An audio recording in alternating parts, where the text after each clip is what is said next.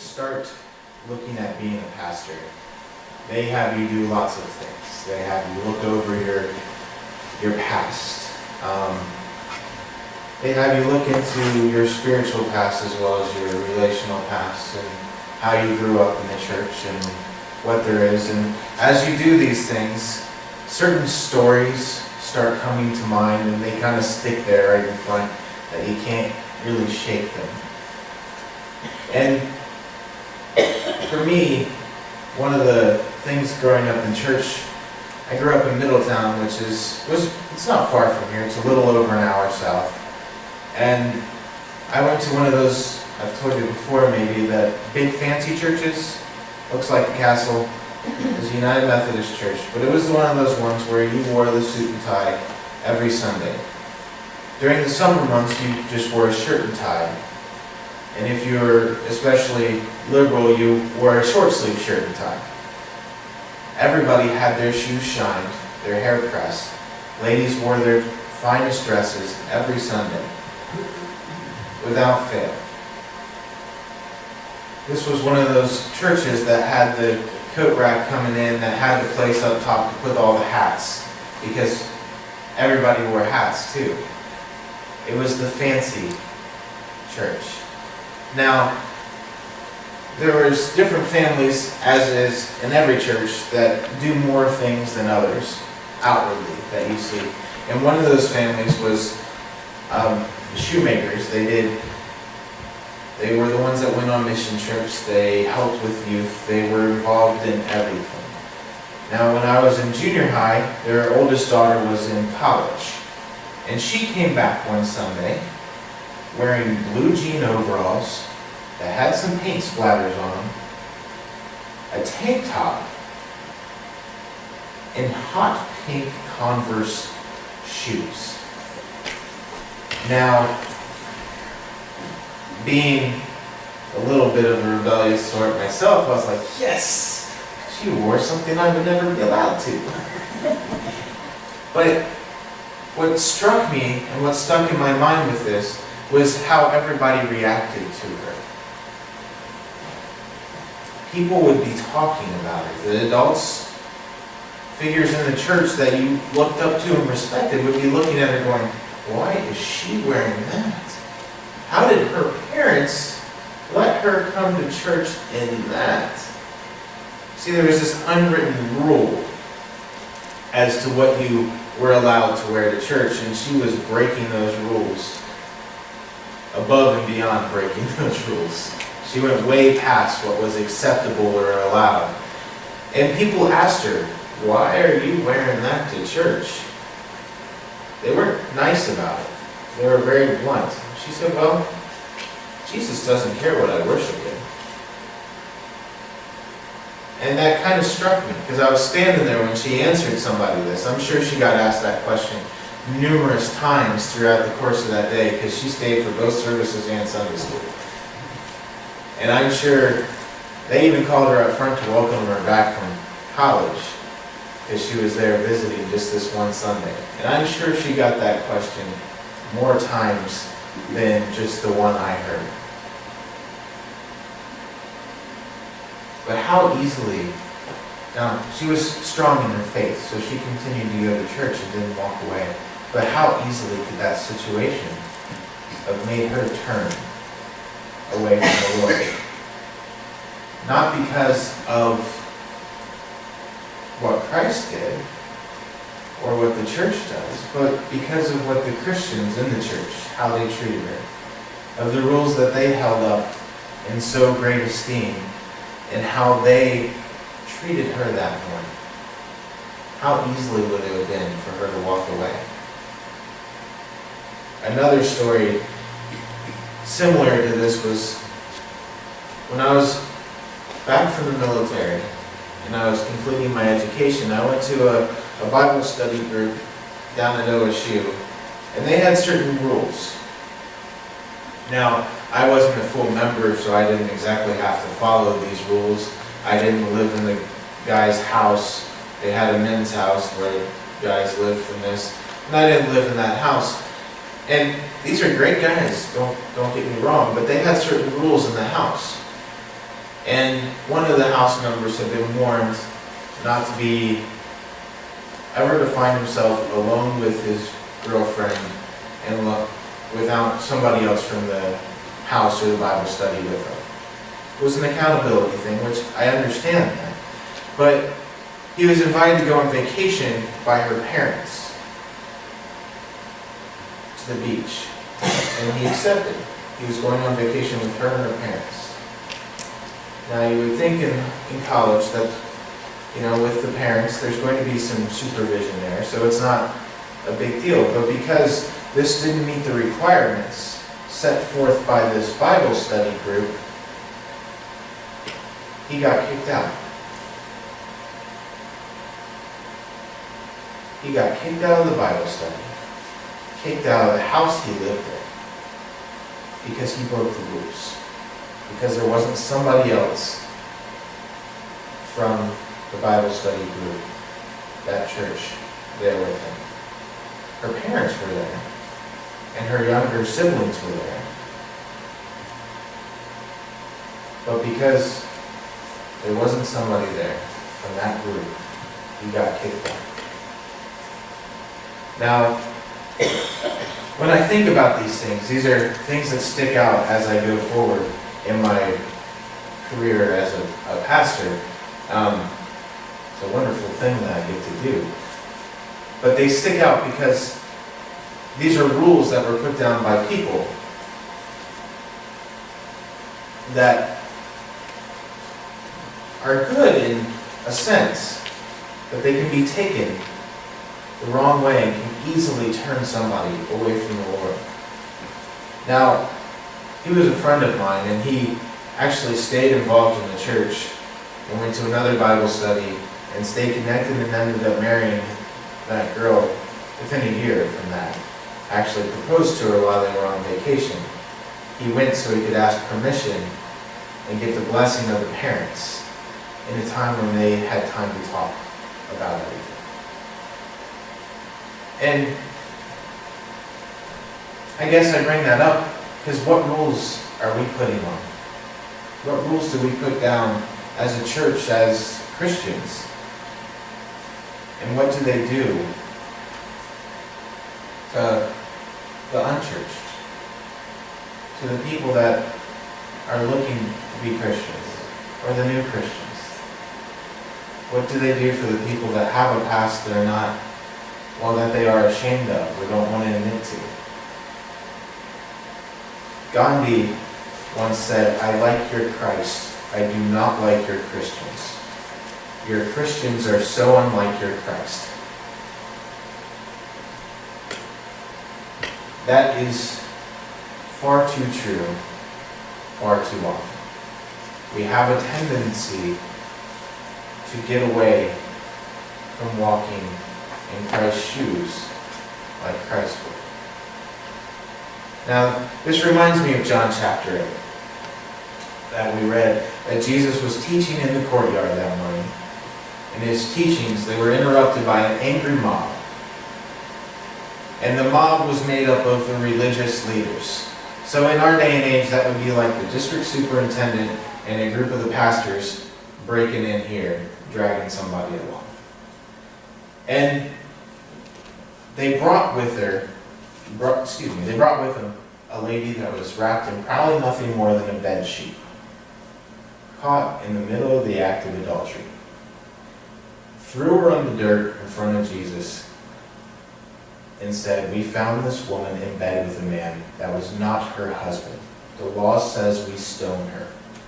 What do you say?" Now, this was pushy for the religious leaders, the Pharisees at the time. They used the rules to try to trap Jesus. Rules can do that to us. They can turn us into an angry mob of sorts. We might not form together and parade a sinner around town like they did, but we'll huddle in whispering circles and drop someone's name to everyone we talk to. God's Word provides us both with guidance and commandments. Many of us know the commandments very well. And those commandments, those laws, they are here to protect us. And if we're honest with ourselves and with each other, not a single one of us can follow those laws perfectly.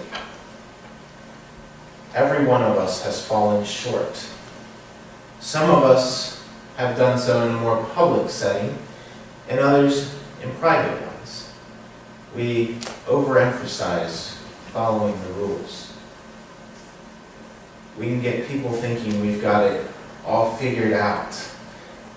We can get people thinking that they shouldn't share their struggles with us because we're perfect. We follow all the rules, at least on the outside. And that's what I want to address here this morning. Sometimes Christians can be a lot more like Pharisees and religious leaders than our Messiah. And we end up using rules to rationalize how we treat others in church, especially newcomers, or those whose sins are more out in the open than others. Now, I think it happens unintentionally sometimes. Christians, we mean well.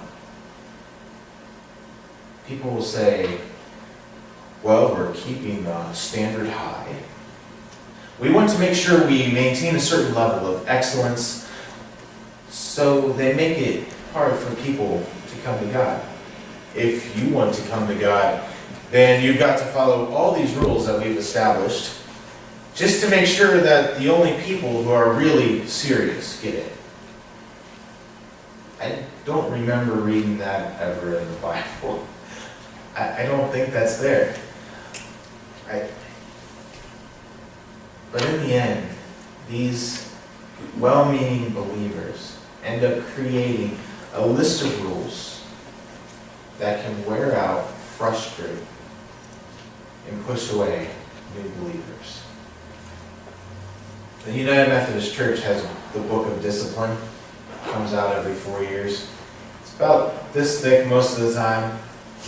Now, it's not this thick of normal novel pages, the thicker ones that you get in a book.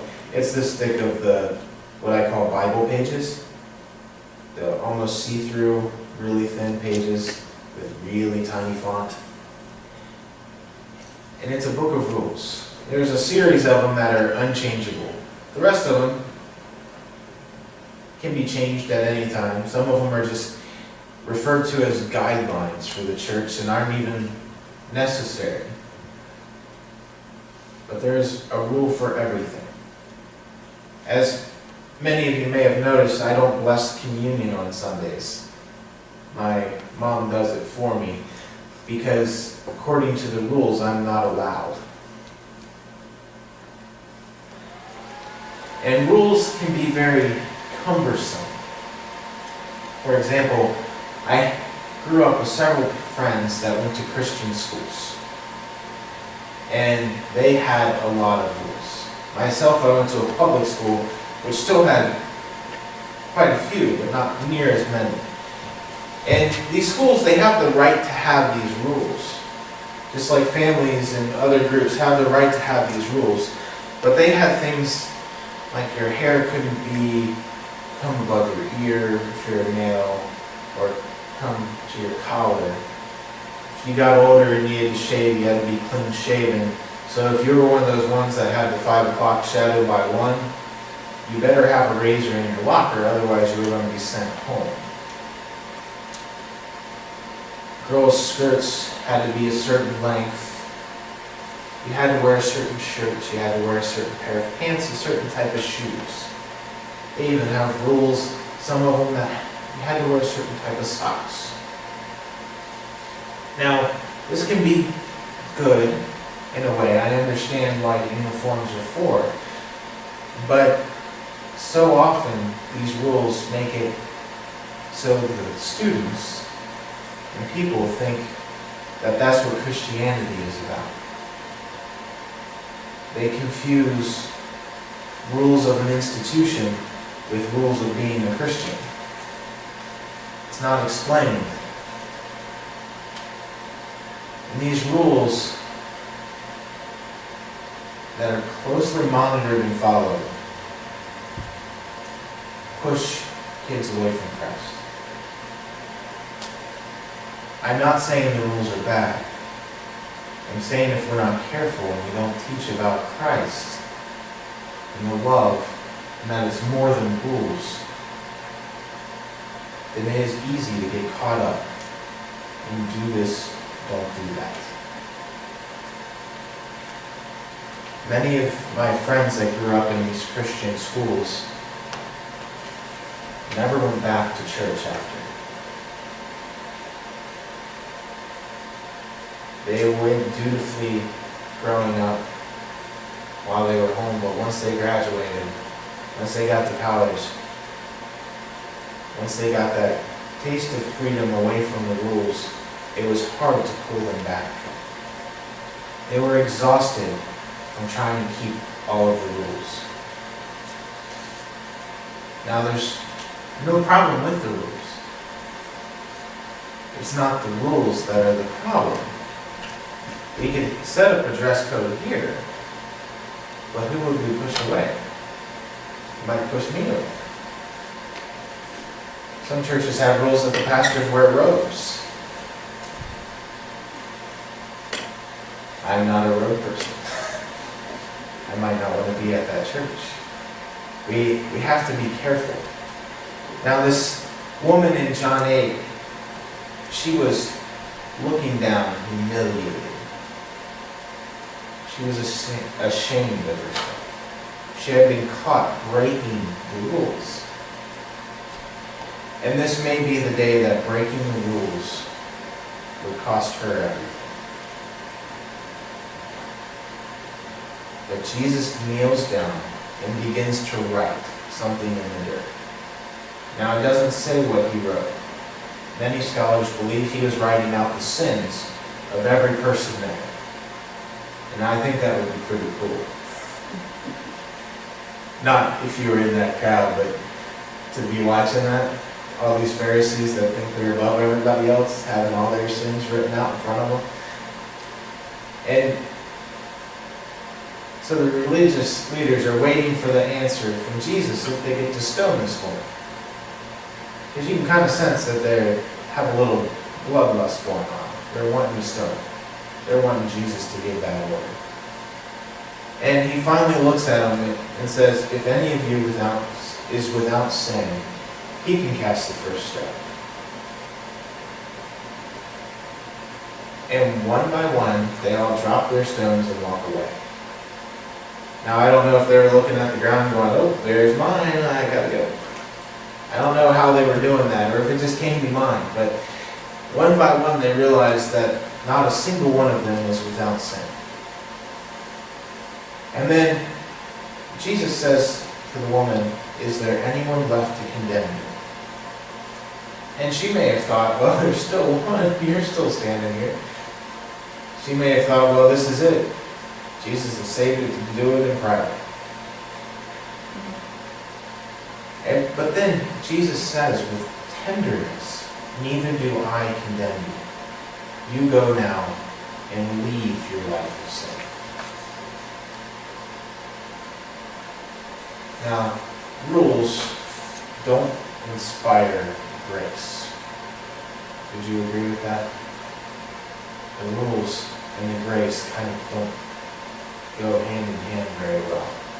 I read this story about a school teacher, and I think it's a neat story. He was a chemistry teacher at a Christian school, and he did something that was a little strange. At the end of the school year, there was this big test. You know, that important test that determines your grade. A lot of times is worth 50% of your grade that you have to take at the end of the school year. And this chemistry teacher wrote out this test, and on the last line, he put, you can try to get an A by taking the test, or you can just put your name on it and automatically receive an Now, he had given the instructions to read all the way through the test before beginning. Now, I'm one that if I tend to follow rules most of the time, I probably would have read all the way through, or I at least would have skipped to the end to see why he wanted me to read all the way through. And I would have signed my name on that thing and turned it in and ran out of there as fast as I could before he changed his mind. And you know, there's others that would have not read through and started taking the test. There would have been some that would have not read through, then taken the test, seen it, everybody would have gotten up and left, and they wouldn't have paid any attention to it. And they would have ended up turning in their test at the end, having done it, and missed out on their A. And I'm sure some of those people would have been the ones that could have really used an A that day. They needed that grace of that test. Now there's other people, I'm sure in that class, that thought, well, I've studied this hard. I know these things. I'm going to take the test anyway. And we do that as well as Christians. We look at the rules, the commandments, at everything, and we say, well, I know those, and I'm going to do it my way. I can justify myself to the Lord. I can work hard. I can do the right things always. I can put my nose to the grindstone and live the Christian life. Yet they forget about grace. They forget about Jesus and the cross. They forget about the grace that Jesus showed. The same grace that saved the woman from being stoned calls us, with our long list of rules, to stop pretending what those rules are. He calls those who have had guilt and fear of religions wear them down, and he says, come to me, all who are weary and burdened, I will give you rest. Now I know some of us grew up with these rules where we were taught about Jesus. We went to church on the weekend and church camp in the summer, and we learned to fear the Lord.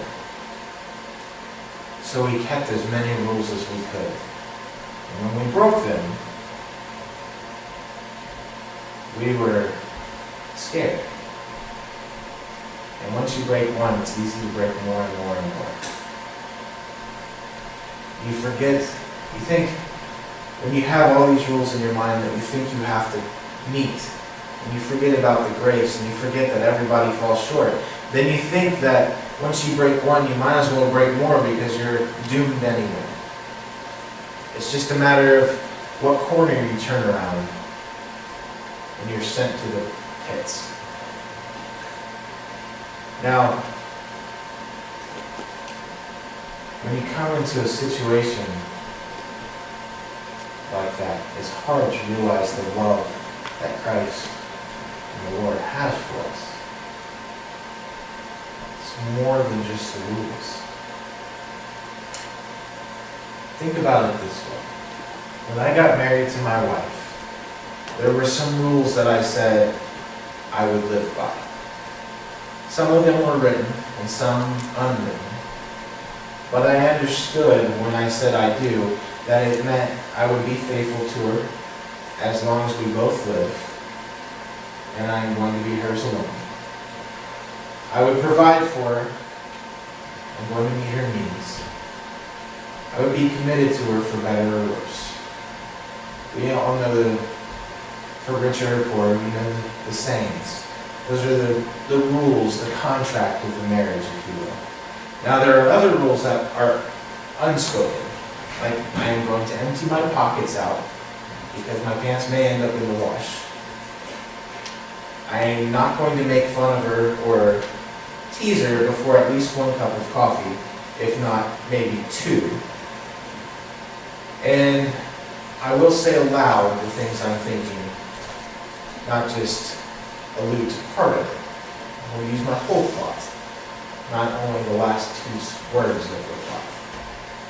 Now, if I saw our relationship as a bunch of rules that I had to keep, I don't know that I would be very happy.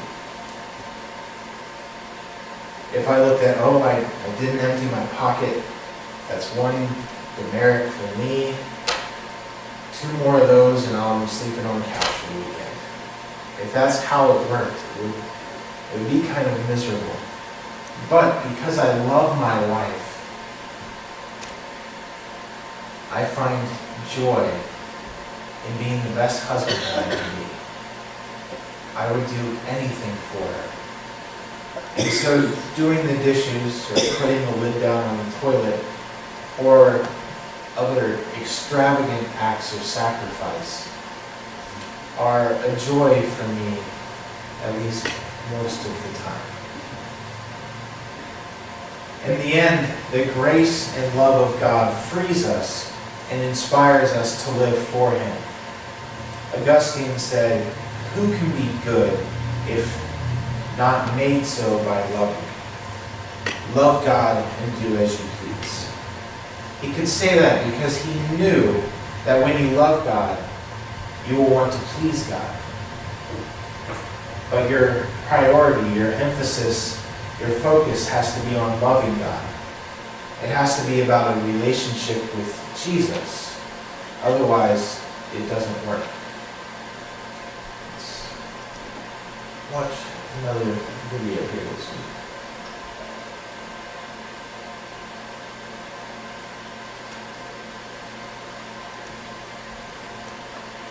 Maybe.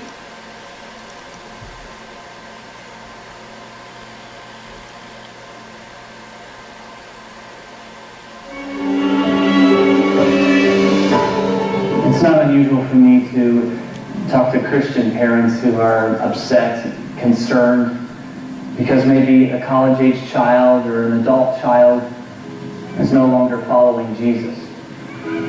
And the parents usually want to know what happened. They want to know what went wrong. That's a hard question to answer. There's a lot of different possibilities, but I do my best just to listen to the story, to encourage them and to pray for their child. But not long ago, I was speaking in Houston, Texas, and after I was done speaking, this big man with this big belt buckle came up to me, but he had tears in his eyes. And he began to tell me the story of his prodigal daughter who had left home and had walked away from her faith, was no longer following Jesus. But he didn't ask me what happened.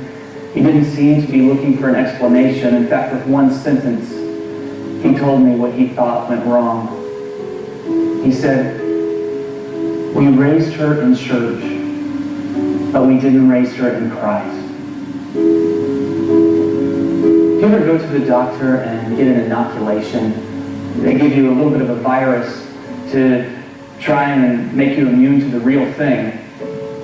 I think that's what's happened to a lot of fans. They got a little bit of Jesus. Maybe at home, maybe at school, church, a little bit of Jesus and a whole lot of rules. Maybe a little bit of Jesus and a whole lot of tradition. But one of the most deadly things that can happen to your faith is to have just a little bit of Jesus. We raised her in church, but we didn't raise her in Christ.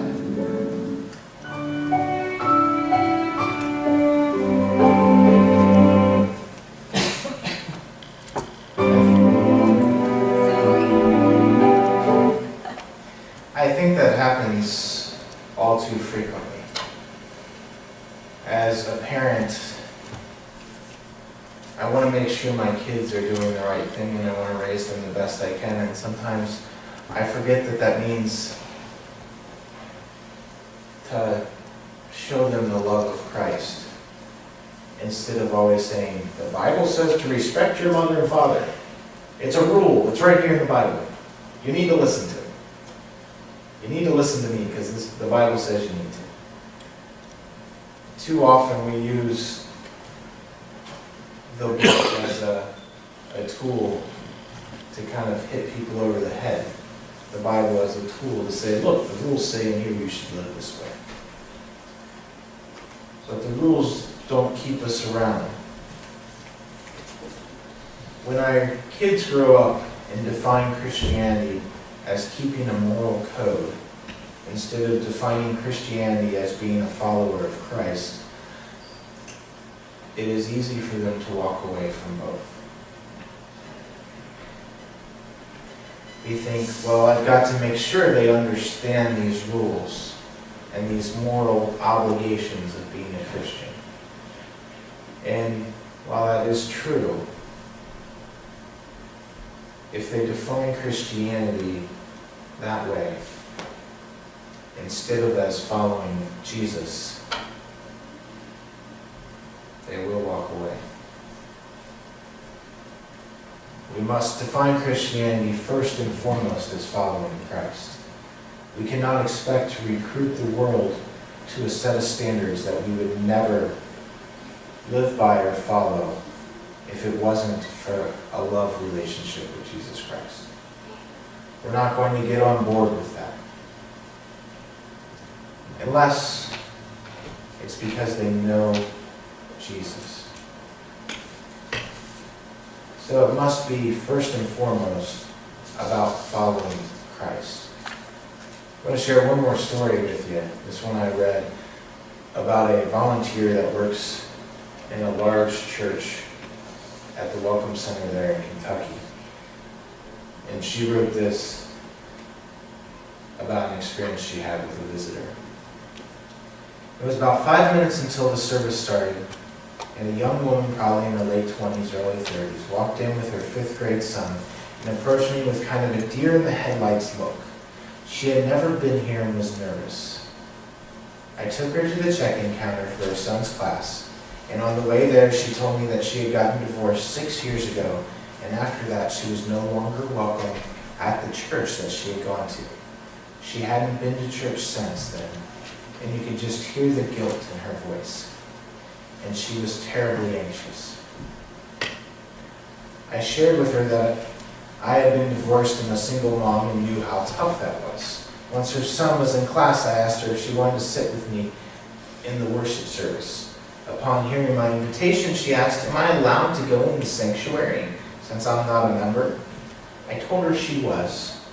When we got to our seats, the service had already started, and everyone was standing and singing. And after the song, the young man leading worship prayed, and the first words out of his mouth were, "God, thank you that no matter where our paths have taken us in life, you can redeem us and forgive us." With that, her tears started to flow and really didn't stop throughout the entire service. I could just see the fear and the guilt melt away. Her body language went from tense and frightened to calm but excited. As we were standing for a few worship songs at the end of the service, she appeared a bit antsy. I assumed she was probably ready to leave and go pick up her son, so I turned to ask her if she was ready to leave. But before I had a chance, she opened her mouth and she said, "Do I need to walk down there and talk to him if I want to join your church?" I said, "Yes, you do." She said, "I want to do that." I asked her if she wanted me to walk with her, and she said yes. So we walked down to the front. Now the story continues down front with the pastor, where she leaned forward and whispered in his ear, "I went through a divorce a few years ago, and my other church wouldn't have me." It was really more of a question than a statement. And he said, "I am sorry. We would love to have you." Now that is our challenge. How do we answer the questions of, am I welcome? Would we as a church say, come with your brokenness, come with your past, come with who you are, come as you are. We would love to have you. I don't know everyone's story that's here. I don't know if there were Christians that bullied you. And we don't know that about the people we meet. We don't know if there are Christians that bullied and misrepresented Jesus. Don't know if the church taught someone a lot of traditions and never got to study the gospel or about Jesus Christ. We don't know if people grew up in different religious affiliations, different sets of rules, where nobody said anything about grace. We don't know where people come from. It is our privilege as Christians to share the grace and mercy of Jesus Christ with others. That is what we're asked to do. We're asked to go and make disciples of all the nations. I don't think that just means each individual countries or things of that nature. I think it means everybody from every walk of life, whatever they have been through, wherever they come from. And we get the joy of inviting them to come and experience the freedom that is found in knowing and following Christ as our Lord and Savior.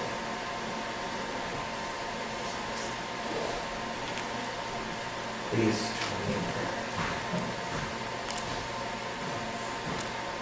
Lord, I thank you that following Christ is more than about rules. It's about love and about knowing Him and you intimately. It's about a relationship, not just a checklist of the right things that belong for us to do.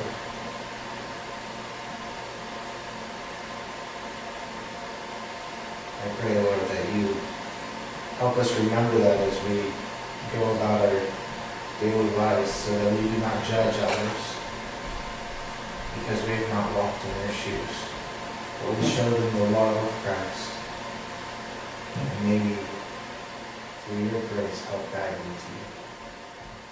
In your Son's name.